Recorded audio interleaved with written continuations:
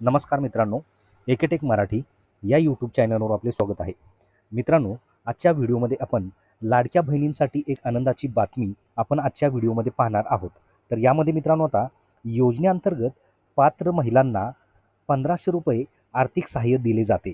तर यामध्ये आता एक खुशखबर आहे मित्रांनो, की यामध्ये आता लाडक्या बहिणींना मार्च आणि एप्रिल या 2 महिन्यांचे मिळून प्रत्येकी ₹3000 लाभार्थ्यांच्या खात्यामध्ये जमा होणार आहेत.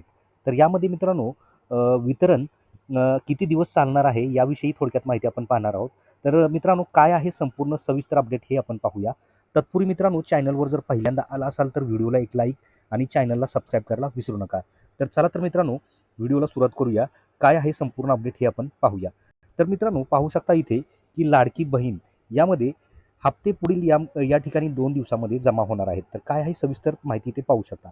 राज्य सरकारच्या मुख्यमंत्री माझी लाडकी बहीण योजनेअंतर्गत मार्च आणि एप्रिल महिन्यांचे प्रलंबित हप्ते पुढील 2 दिवसात लाभार्थी महिलांच्या खात्यात जमा होणार असल्याचे महिला व बालकल्याण मंत्री आदिती तटकरे यांनी सांगितले.